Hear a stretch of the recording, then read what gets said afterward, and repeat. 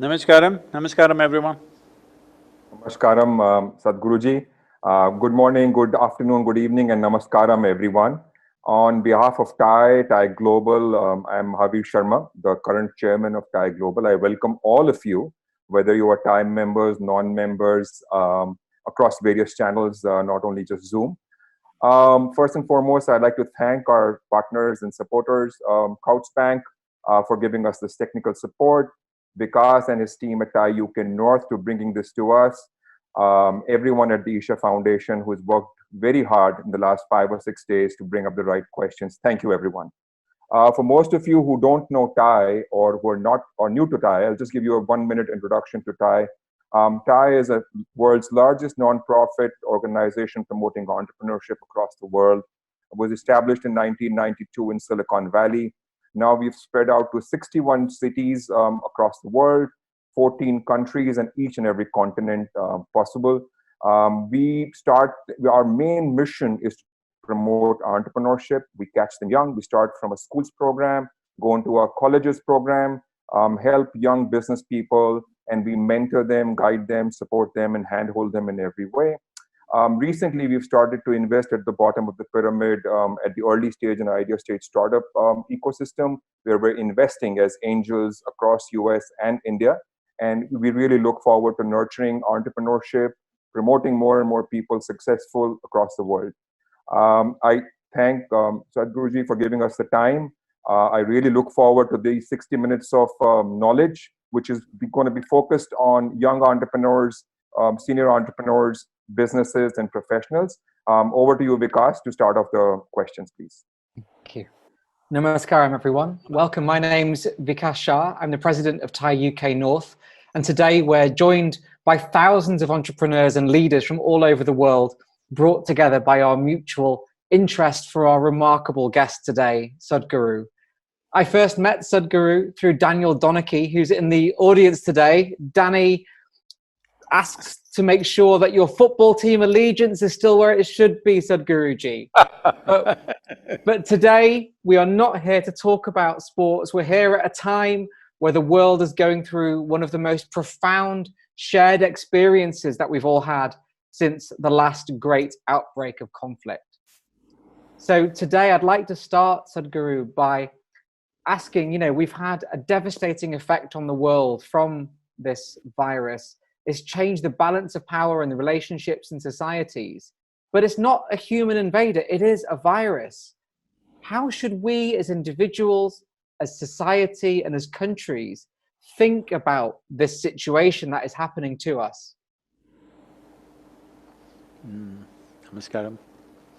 Well, when you said it's not a human invader, but a virus, you're making it like being infected by a virus or this virus pandemic is worse than the World War II that you were referring to in some way. Well, we need to understand this. Most people don't know what is a war. Like for example, in India, though we have seen 4 wars, and America, probably in the post-World War I'm saying, America must have seen about 4 to 5 wars. But for India, the wars are fought on the border. Our soldiers have fought on the border, sacrificed their lives. But for the Americans, the wars are fought somewhere else. But just yesterday, we are commemorating the end of World War II. You ask the Londoners what war meant at that time, because every home was destroyed and around you there's a whole lot of destruction. That is not a joke. So virus is not as big as a war. Though we have to handle it in a war footing, it is not as big. Let's not magnify it that big, because being shot at, being bombed out is a different experience than right now this virus. It is not even being carried by some mice or mosquito or something else that we cannot control. We are the carriers. All we have to do is, if we behave responsibly and consciously, we can stop the virus in its tracks right now, because without us it can't go anywhere. When we are the transportation system for the virus, isn't it in our hands to stop? But that's not how a war happens. When a war happens, it's a totally different affair. So having said that, But at the same time, this is so universal, that is, this is literally covering the whole planet or the entire human population, so it is big, it is not small.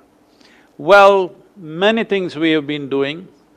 Well, all of you are entrepreneurs, what I say you may not like a little bit, but I want you to sit back and think, because right now, economy has sort of come to a near standstill situation. When a machine has stopped, it's a good time to maintain and fix that machine, because a running machine is very difficult to fix, nobody will have the focus to fix a machine, especially if it's running well, then nothing can happen. I must tell you this, in 2008 when I was at the World Economic Forum, well, there was a bit of a, meltdown, and everybody was carrying a long face. These 1,000 and odd people, most of them billionaires, there were a few billions less, and they were carrying such long faces. So they asked me to handle a session called recession and depression.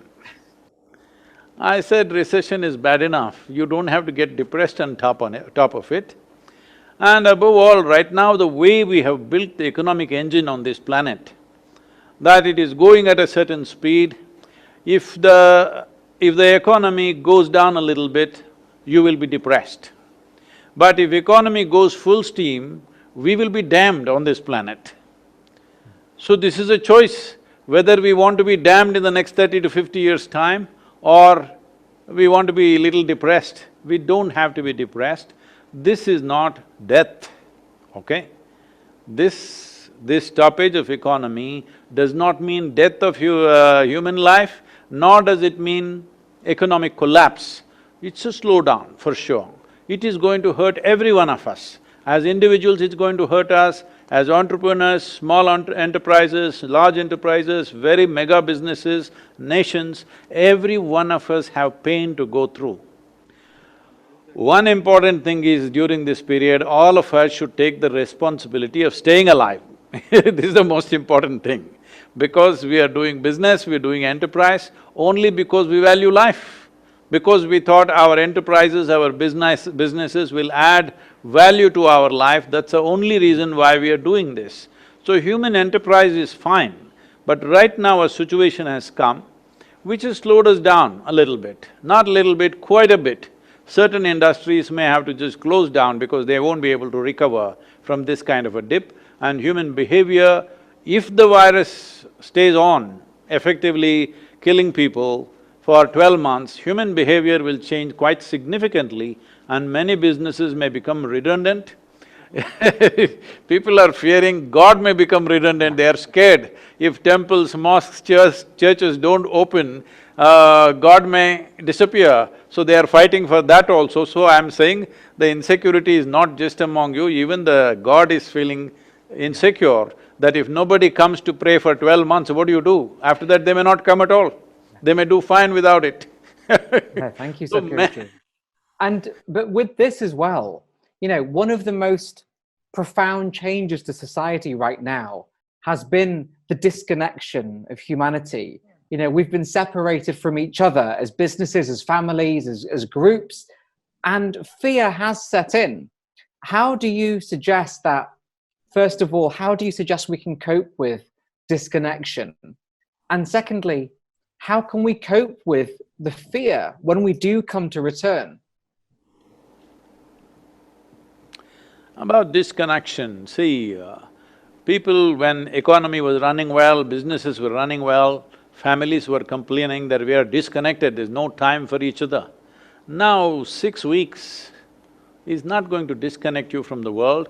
It's a good time to connect with families, the friends and everything. Anyway, we are connected, so connected with, social media and so many other ways. Anytime you can pick up a phone or send a message, we are connected. Even people who are working in the same offices were sending emails to each other, they were not talking to each other, so nothing has changed for them in many ways. So let's not exaggerate that disconnection. But is there a concern, a serious concern, not a joke? This is not going to be a joke. I am not saying this is not of any great consequence, it is. But at the same time, tell me, would we have, as human beings, as societies, as nations, always all of us trying to be, do better than others, would we have stopped and looked at how to redirect the economy? We would not have done, till a major disaster happens. I would say this is a soft disaster. Unfortunately, over 250,000 people have died. But if climate change disasters happen, much more will die. So instead of that, this is a soft one. This is the time that we need to restructure our businesses, restructure the way we run the economy. What is success itself, we need to redefine. For example, in the last 70 years, in the last 50 years, from 1970, 60% of the vertebrate population has disappeared. There are many explanations being given, accusations being made about where the virus came from, how it happened and all this. But the fundamental simple thing, see, yourself also, I'm saying both of you are outside the country or you're in India and he's in UK, right? So I'm in Manchester, yes, and Mahavir is in India. Okay. Yeah, I'm in Jaipur, yeah. Don't tell me you're a United fan or something. I'm sorry, I can't disclose my team affiliation because Danny's one of my best friends. Okay, that's a good one. The thing is, see, why is it that many Indians have gone out? Because there was no opportunity here, so they've gone out and thrived all over the world. Similarly, any life will do the same thing. I'm speaking for the virus because virus is also a life. We cannot be alive without microbes and pathogens within our body. Without bacteria and virus, we cannot be alive. This one virus is right now causing trouble, so we think virus is our enemy. No, virus is also life. They were doing fine among the animals, especially among other mammals in the animal kingdom, but the vertebrate population has gone down 60% since 1970. And the way the population is going down, what it means is, for the virus, there is no habitat. It has to jump somewhere. So it found us somehow.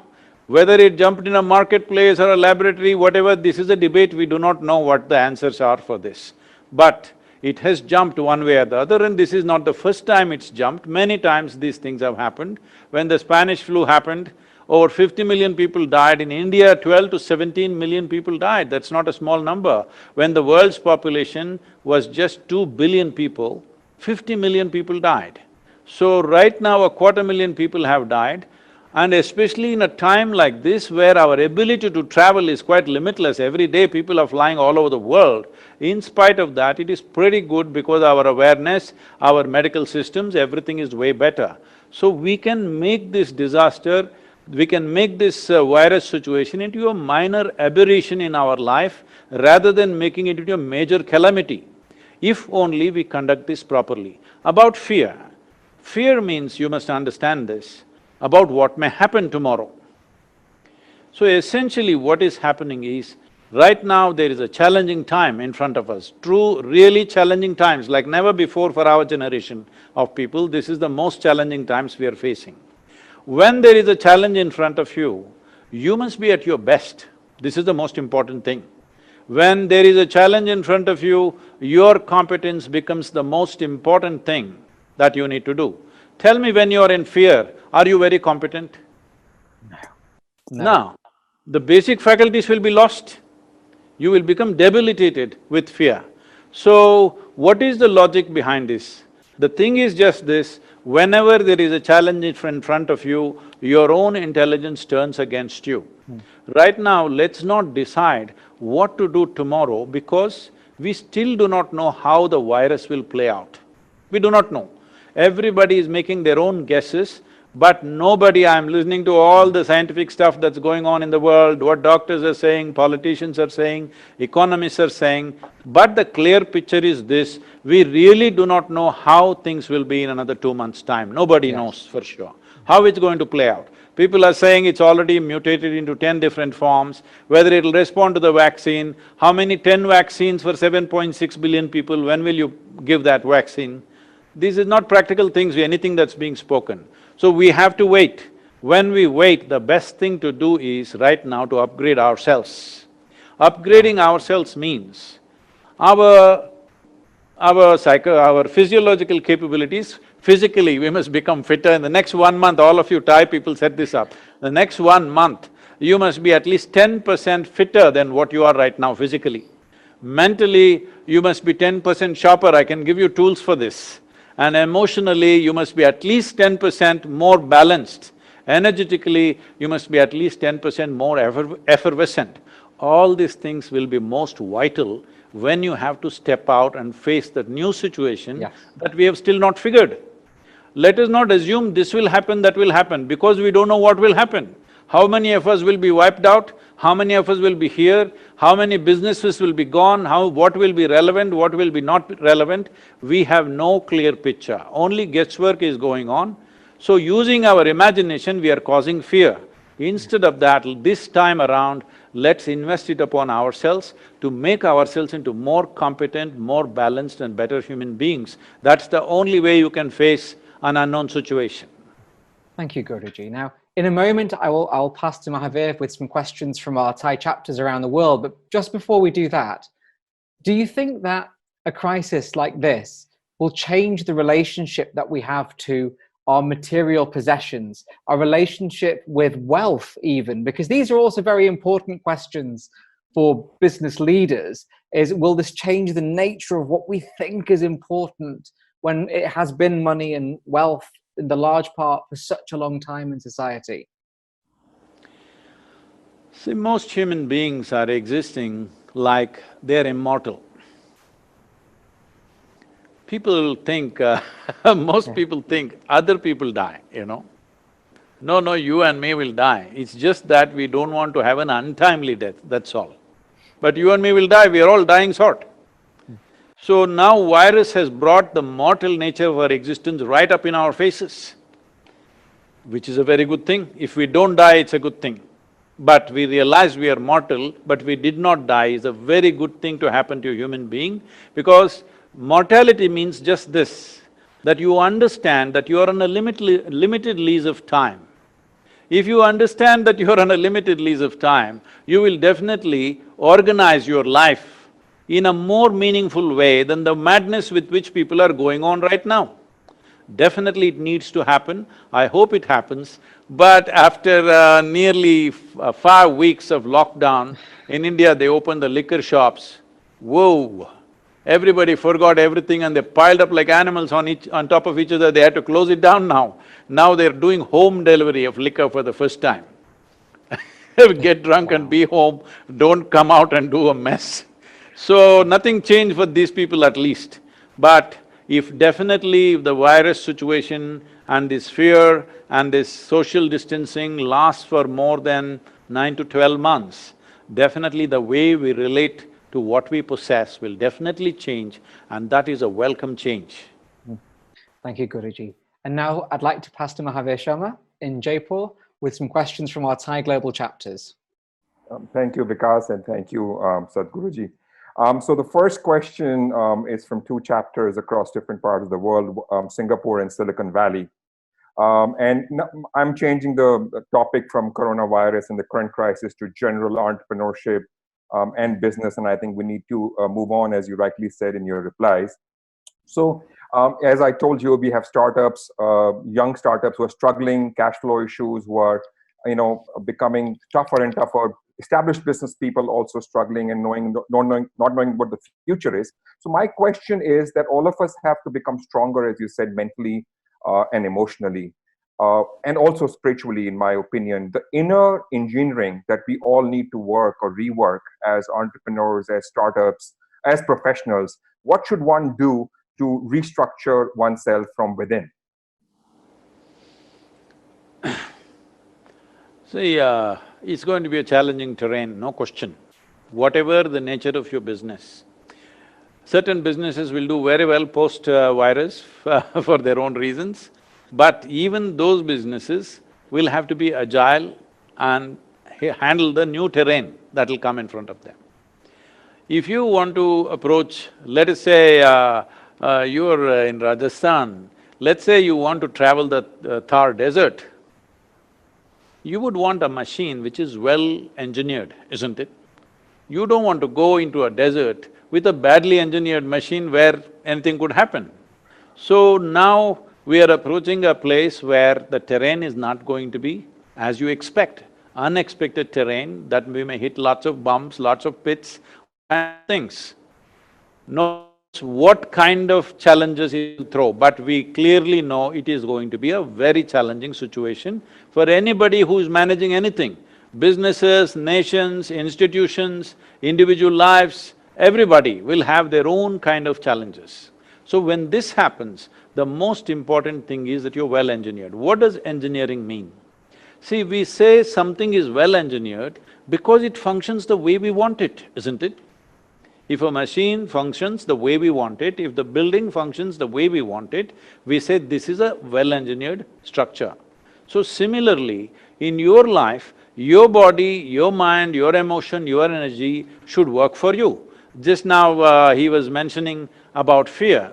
Fear, anxiety, anger, resentment, hatred, whatever, anything that is unpleasant within you, for this, people may go on giving many reasons. Today, there are over 72,000 exotic names for psychological disorders of various kinds. You can give as many names as you want, but essentially what has happened is, your intelligence is turned against you for some reason, whatever the reason. Fundamentally, your intelligence is turned against you. There are only two kinds of sufferings in human life, physical suffering and mental suffering. If the virus gets us, then there is physical suffering, that's a different matter, we need to deal with it completely differently. The rest is all mental suffering. 95% of human suffering is mental suffering. What mental suffering means is, you are on… when it comes to suffering, you are on self-help. You don't need any outside help.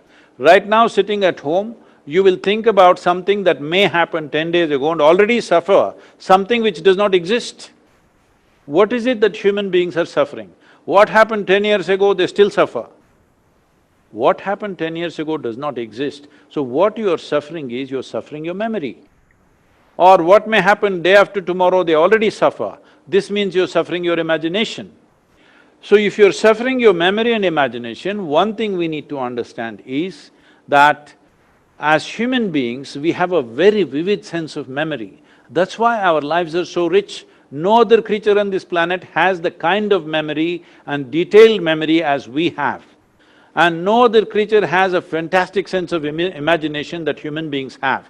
Now you're suffering your memory, you're suffering your imagination means you're suffering your evolution of becoming a human being. So most people would like to have half the brain that they have right now so that they can be peaceful.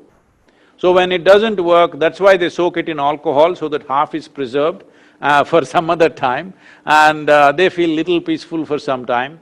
Well, when it goes completely out of control, the doctors even going to the extreme stage of doing what is called as lobotomy, that a part of the brain is removed. If a part of your brain is removed, no fear, no anxiety, nothing peaceful, but no possibilities either. So I'm saying, what is a possibility, you are making it into a huge problem simply because you're not well engineered. What does being well engineered mean when it comes to a human being? You heard of… you're in UK, so you definitely heard of Charles Darwin, right? Nobody… Absolutely. heard about him. He didn't come from Manchester, I think. No, he wasn't perfect, so… I get you. You must be from the city, Manchester city, that's why you're talking about perfection.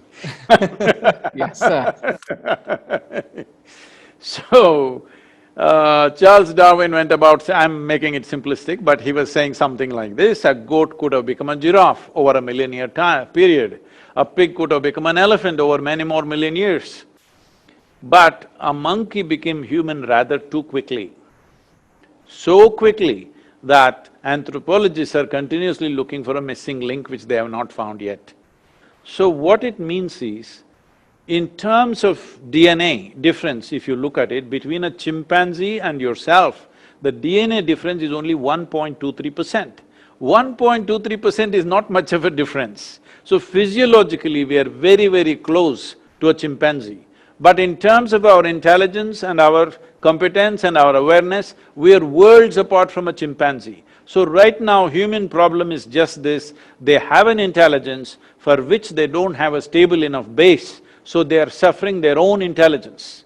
You can call it tension, fear, anxiety, madness, misery, whatever you want to call it. Essentially, human beings are suffering their own intelligence.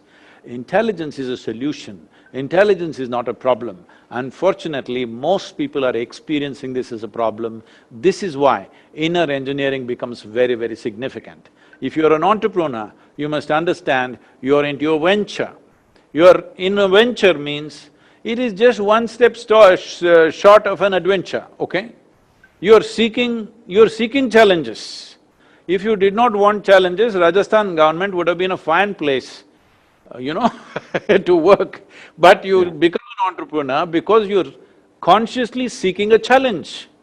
This means you're into a venture which is not an adventure but just one step short of that. That means you should not suffer unexpected situations. Unexpected situations, undefined situations means for an entrepreneur, there are a million possibilities in that. He has to look at it. Thank you so much. Going on with my next question, nothing to do with the current situation, and this is from Anjali in New York, Ram from TiE UK North, and a team in TiE UP. You know, what causes, and this is a very generic question, of feelings of unpleasantness, disconnect, dissatisfaction, unhappiness within oneself in life. And these things invade yourselves and actually you underdeliver or work, and that creates a challenge for everyone, and one has to compromise on whatever business or job that one is doing, or sometimes even people become procrastinated because they're comparing themselves from other people. So this emotional, and many a time people don't even know that they have these inner challenges or dissatisfactions. How does one control or deal with inner emotions and become stronger emotionally? You said underperform.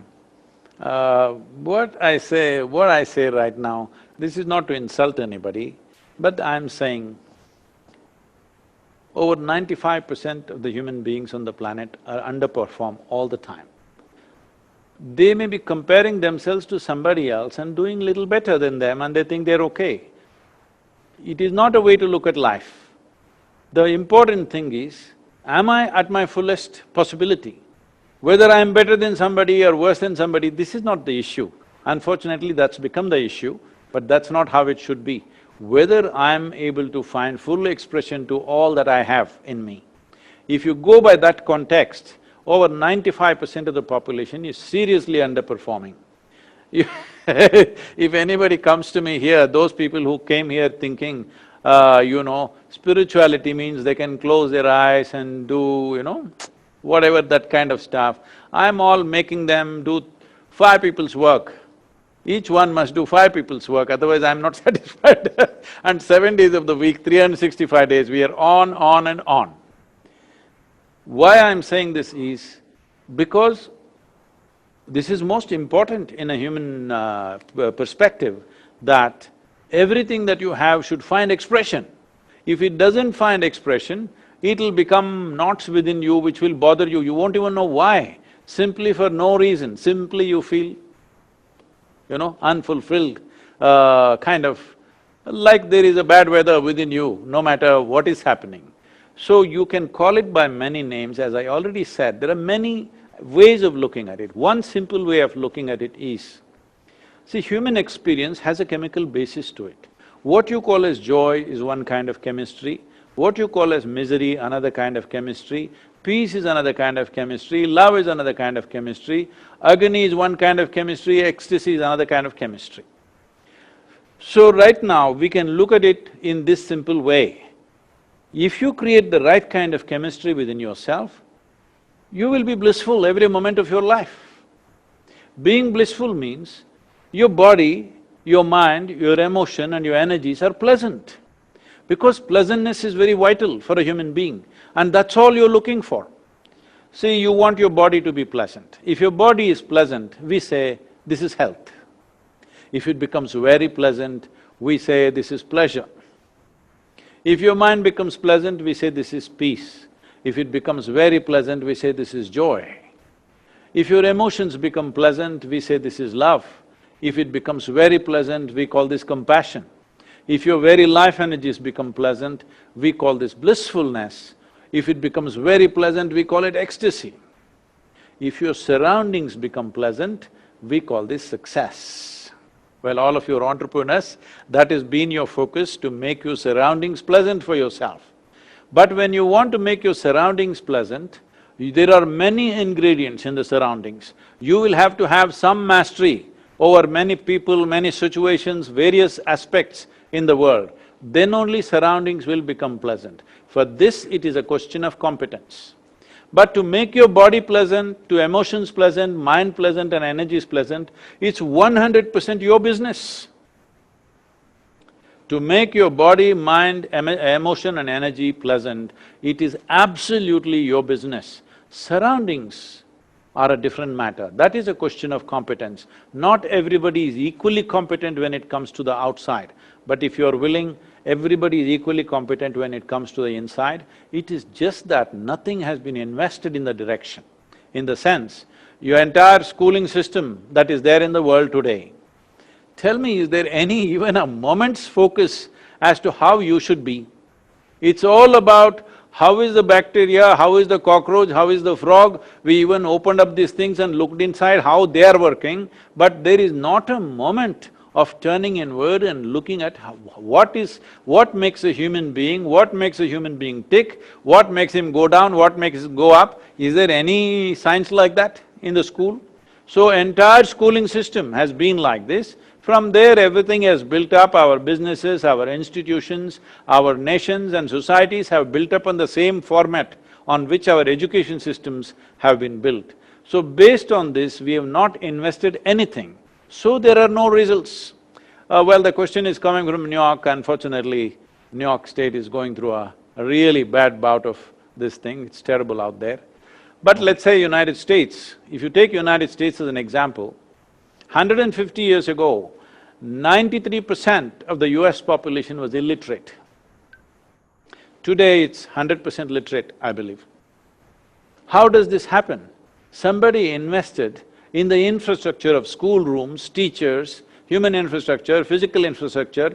Because of the infrastructure, today everybody is literate. I am asking, where is the infrastructure for inner well-being? That's what we are trying to build around the world, to build infrastructure for inner well-being of the human being. That is one basic focus of inner engineering. Fortunately today, we can do it virtually. See, you're in different places, we are talking to you. Fortunately, for the first time in the history of humanity, we can sit in one place and talk to the whole world.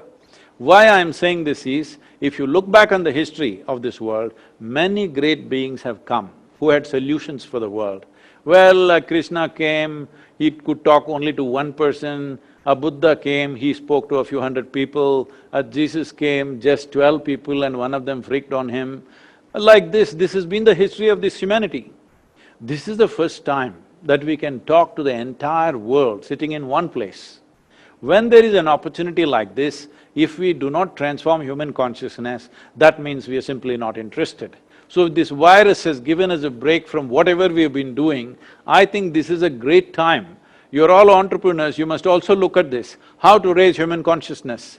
Whatever you need in terms of material support, whatever, I'm willing to give you, Isha Foundation is willing to give you. You build an enterprise of transforming humanity, because that is the biggest business in many ways, and that is the most vitally needed business on the planet. Sure, thank you. And that leads to my next question. And of course, conscious is very, very important in philanthropy and charity, and working for the society is always great. And TiE, has been promoting this philanthropy for all successful people, and we do a lot. This question has come from TiE Coimbatore and TiE Rajasthan. So doing charity, doing good work, doing work for social impact always makes one very happy. The inner glow, as you say, the inner strength that comes from within is very, very strong. Can you enlighten what happens, what chemistry happens in one's self when someone does good work for other people? And also, if you'd like to talk about your charities that you're working and how we can collaborate, as you just mentioned. See, wherever an individual human being puts another human being or some other human being's well-being above our own, suddenly that situation becomes a very powerful situation. We have the fortune of constantly living among such people. It is the greatest fortune I have, that always I am among people who are not concerned about themselves, they're concerned about what they can do for what is around them. So that is a fantastic situation. It is good, those of you who are doing businesses, who are engaged in variety of things, families to raise and all this stuff, in that you take time to do this, it's a great thing. And you must know this joy. You must know the joy of operating beyond your limitations, because the only thing that a human being is looking for is expansion. Please look at this. Wherever you are, whatever you are right now, you want to be something more. If that something more happens right now, you want to be something more. If that happens right now, you want to be something more. If you look at this, you want constant expansion. So how much expansion would settle you for good? If you look at this, even if I make you the king or queen of this planet, you will not settle. You will want the solar system. If I give you one solar system, you will want the universe. If I give you one universe, you will want the galaxies. It doesn't matter if I give you 1 billion galaxies, you will want something more. This is the nature of a human being, because this one doesn't like boundaries, it wants to expand. If we have this longing in a very basic physical way, that we want to be more than who we are, if it finds a very basic physical expression, this is called sexuality. You're trying to be something more than who you are. If it finds an emotional expression, we will say this is love. You're trying to include somebody as a part of yourself. If it finds a mental expression, people will say, this is ambition, this is conquest, or maybe simply shopping. No, maybe I shouldn't have uttered that word, people must be missing that activity so much and they may suffer because I Online mentioned shopping is open, I think. No, in India that is also not there right Only now. essential goods, yeah. Yes. So, essentially you're trying to be more than who you are. Even your acquisition of wealth, property, money, what is this? This is just about expansion. So, in a way, when you look at life, not just in terms of myself and mine, but something that's unconnected with you, you want to invest something in that life, there is a sense of expansion and that's what you're enjoying. That you must know always. This is what yoga means. Yoga means union. Not necessarily emotional or psychological, simply the way you exist, there is a sense of union with everything around you. In this union, there is ultimate pleasure and blissfulness and peaks of ecstasy which most people would never know in their life. This is something every human being must experience in this life, because we have come with the possibility. Why should we miss it? Thank you so much. Now I'll hand it over to Vikas to ask the next questions, and we would now be discussing character and the future of the society, moving on from the present. There was one part of the question which I did not answer. Oh yeah. I'm sorry, you forgot to talk about your charities. Yes, we need to know about Kaveri.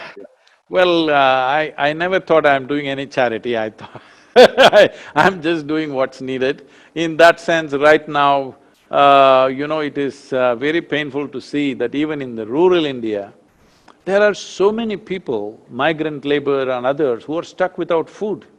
It's running into thousands every day. Our volunteers are out there ensuring that, we have created this thing that this part of Tamil Nadu doesn't have a single case of virus infection, because our volunteers are there taking care of this, supporting the police, supporting the government officials, serving food to all those people, no movement. Not a single case has appeared in this entire region of Tamil Nadu because we are on the ground. This is what needs to happen to stop this. This is one aspect. Well, there are issues in this country. What we are focusing on is education, nourishment, health together, and ecology. These are the three main issues in the country and in the world also in many ways. So in terms of ecology, we are largely focusing on changing the policy.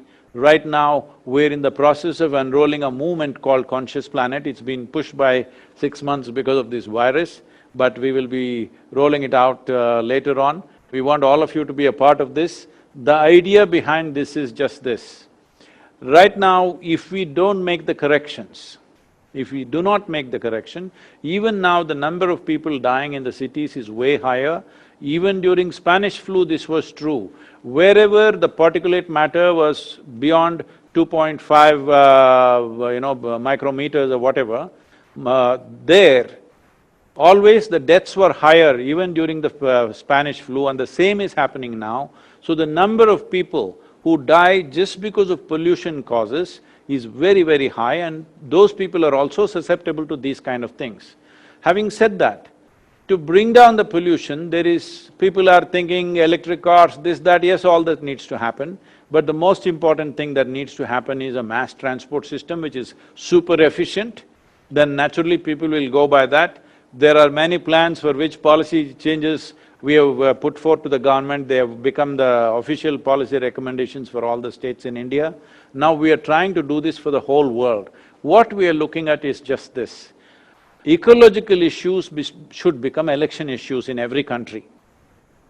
For this to happen, we have a list of 3 top political parties in every nation, all the 187 nations which have democracies. We have top 3 political parties and we are approaching them, and at the same time, see, the political parties will not do anything unless people really want it.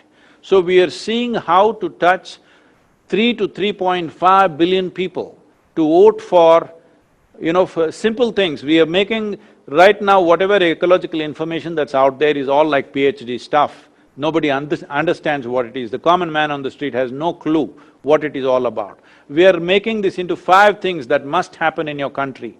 We are making the world into segments in terms of latitudes or geographical segments of equatorial region, tropical, subtropical, temperate, like this.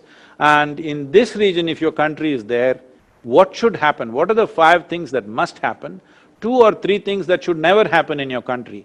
We want to make sure at least 3 to 3.5 billion people, because 5.26 billion people have franchise in this world. That means they have the power to elect a government. If 3 billion people understand these 5 things and they vote, they will say, yes, we will vote for this. This means it will become an election issue.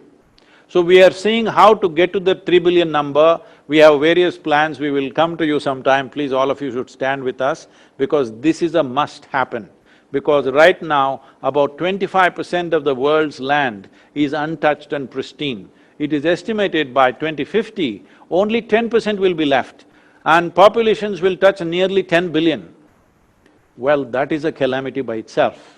Absolute calamity, you don't need any virus. If we become 10 billion people and forests have reduced, no enough forest cover and green cover in the world, this will be a disaster. But right now we have a phenomenal chance to change a few things. See, of the 51 million square kilometers of land which is being used for agriculture in this world, 40 million square kilometers of land is used only to raise animals and their food because of meat consumption. If meat consumption is brought down by 50%, people don't have to give it up. If they bring it down by 50%, 20 million square kilometers of land will become available. 20 million square kilometers means you can plant 1.2 trillion trees. 1.2 trillion trees means everything, all the carbon that you have thrown out into the atmosphere, in 15 to 20 years' time, it will fully absorb. That's what it means. This can be done, and it can be a huge business by itself. Timber can be a huge business by itself. We can crop the timber, but in a calculated way, this can be done. This can be a major business. As meat industry goes down, this can be done. This is a big enterprise by itself. You must look at that. Above all of you should stand with us for Conscious Planet. Thank you so much, and we will help you reaching out to masses across the globe and educating people about what you said. We'll share a document with your team. Over to you, Vikas, to take it forward, please. Thank you. Guruji, over the last 4 or 5 years in particular, we've seen so much disharmony, disunity and fractures emerge in our society, whether we look at referendum or elections or whatever it might be. And we do, as you said, need to come together as a society for many important causes such as the environment. But why are we still turning to those base instincts such as hate and isolation? And how can we build a society which is more unified regardless of religion or opinion or background? Because that is so important for us. See, that's what it looks like on the surface. But essentially, this is happening because economics has become the most significant aspect of human life right now. Once economics becomes the most significant aspect, what have you got, what do I have? This is the whole calculation all the time. So, when it's all based on this, naturally people will polarize themselves because they know there is strength in unity and brotherhood of their own. So, it may look like religion on the surface, it may look like so many other things, but if you look at it, the underlying force is economic concerns. Now, your Brexit you're talking about is an economic concern, it's not a racial thing or even a national thing, it is more an economic concern. So, economy or economic well-being has become the only concern. There are no other concerns in human life. Right now, even in London, I see people don't even discuss weather anymore. They only talk about the stock prices and what is happening, what is happening here.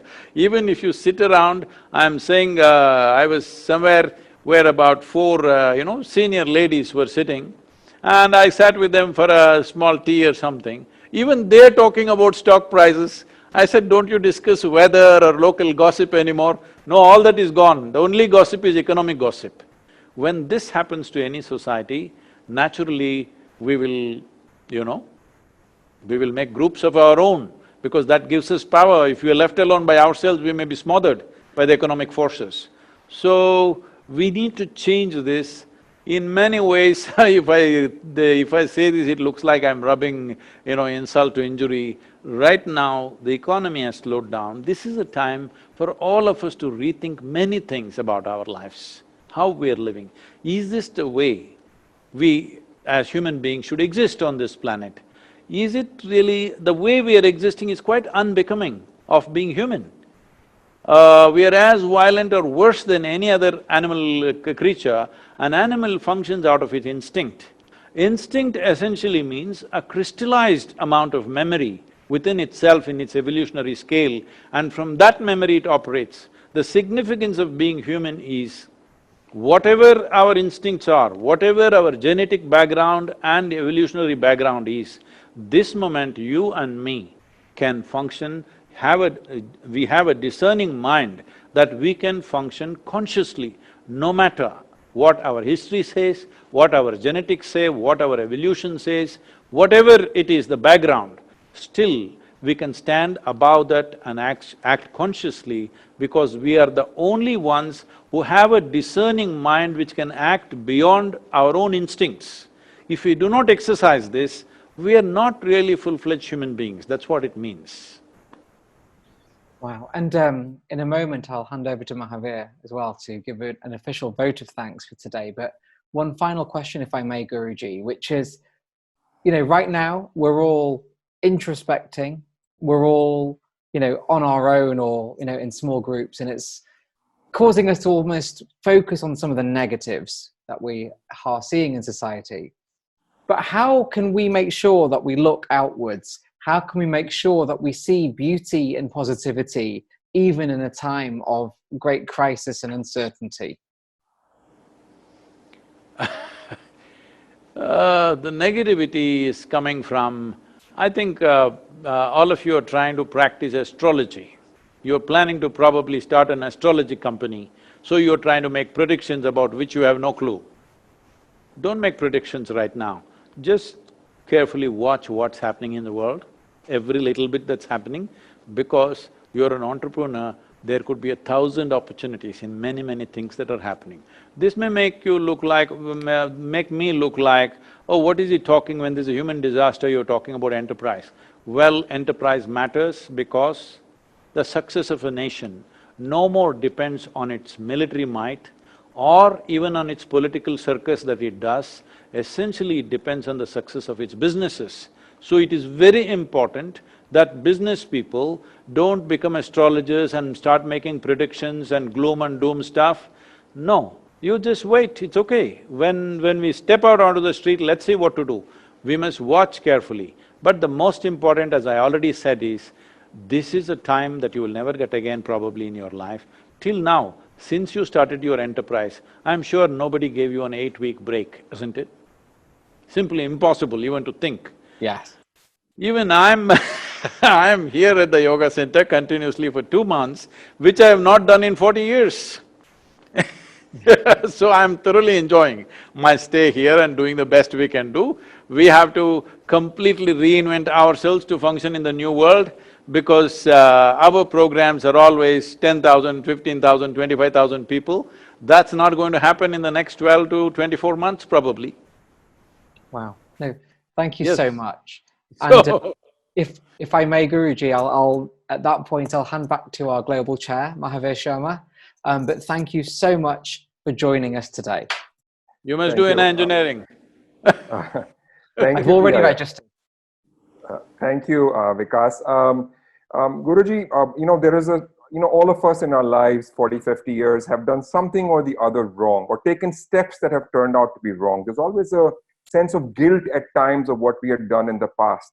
Someone from TiE, Florida is just asking the fact that he moved to the US 2 decades ago. Suddenly he feels that he was selfish and he moved out of India. He cannot prove his loyalty, love for India. And most NRIs or non-resident Indians or non-resident countries, people always feel that towards their country and they get, they can't prove themselves or they can't prove it to the world that their love for both the countries is equal and there's parity. How does one get rid of this guilt, specifically this or generally this?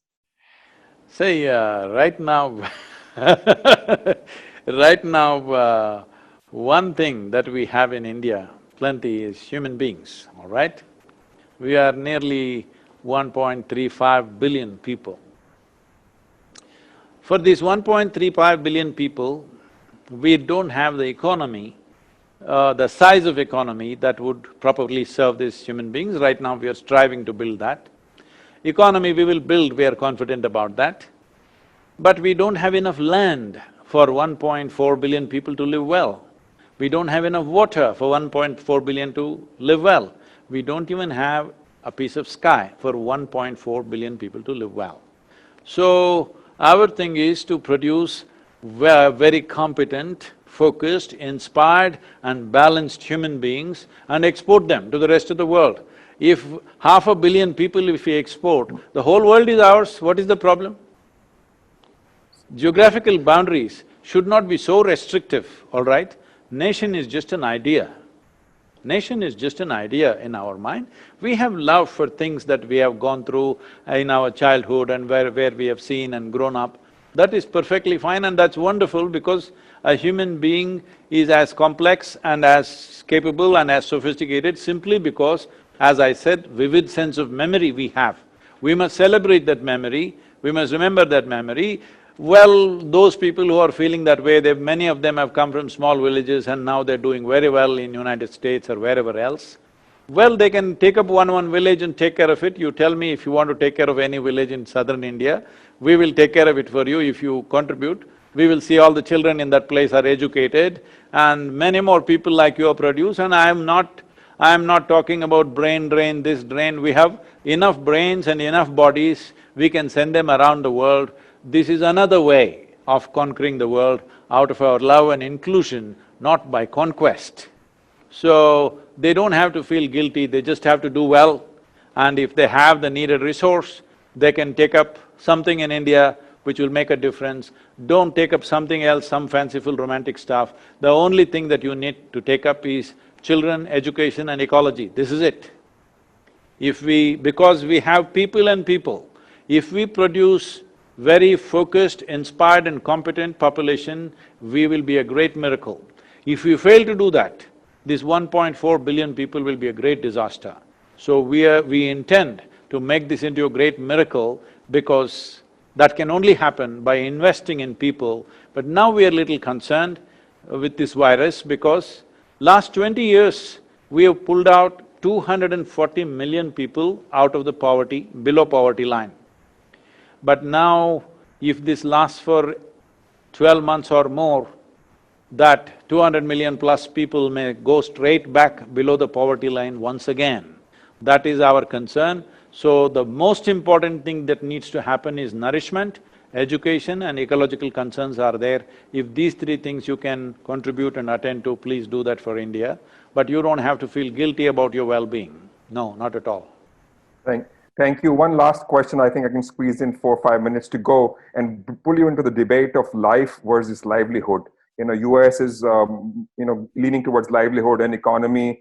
Indian government is in a dilemma. Red, green, orange zones don't have as much of a business or economy. Red is where all the problem is. What is the right balance? What is the future immediately for us as entrepreneurs or the government? And is there a balance somewhere? See,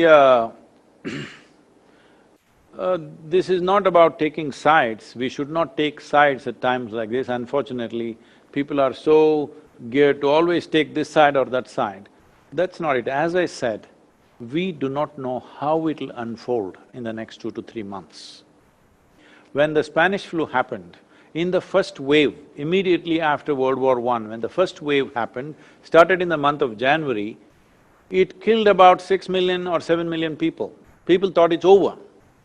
But it came back in August, September and killed over 35 million people straight away.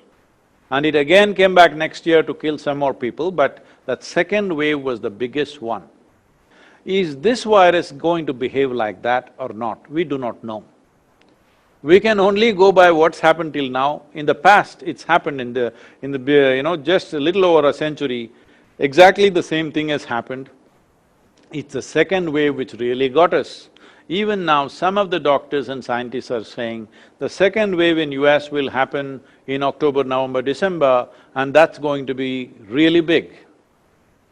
Well, if that is the thing, you step out and kill 2-3 million people or 10 million people or whatever, I don't know how many, unfortunately, that will not be good in terms of livelihood. Even if we look for livelihood, coming out and protesting in thousands together, openly defying the simple care that you need to take so that it doesn't spread, talking about, see, scientific language like herd immunity, this and that, without understanding what it is. Before herd immunity comes, if we go for herd immunity, I'm telling you, we will wipe out the geriatric population completely. We will wipe out all those people who've gone through organ transplants, cardiac patients, diabetics, all vulnerable population, largely we will remove them. Is that what you want to do in terms of livelihood? Yes, we definitely have to restart the economy, time has come. More than 6 to 8 weeks, if you close down, it'll become a major problem. But how to do it must happen in a planned way, not coming out and talking about your rights on the street. Your rights are there, but there are also responsibilities of being in a democracy, isn't it? Because Absolutely. when what you do is not just about your life, it's going to take somebody else's life. When doctors are being forced to make these kind of decisions, in Italy this was done, that is, suppose me and my mother get admitted into the hospital for the virus, they will give the ventilator to me and let my mother die. How will I live with that? That I took the ventilator and made her die. Or if me and my daughter get admitted for the same problem, they'll give it to my daughter, I will die. When people are being forced to make these kind of decisions, you're talking about your rights, you want a haircut. Come on. Just 50 years ago, you didn't want to have a haircut, all right? Now you're saying you can't live without a haircut, barber shops you want, that is the most important thing, alcohol you want. Please, this is a time where little more responsible and conscious action should come forth from human beings. Should economy restart? 100%, there's no question about that. But how? It must happen in a systematic, disciplined way, not in a wild way.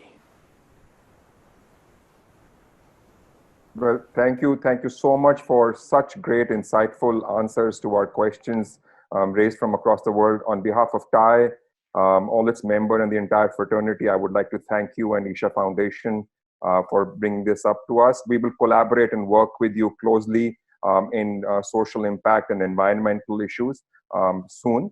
And thank you, Couchspank, once again. Thank you, Vikas. Thank you, Peter, for doing a fantabulous job. Thank you, everyone. Namaskar. Thank you very much, all of you. Thank you.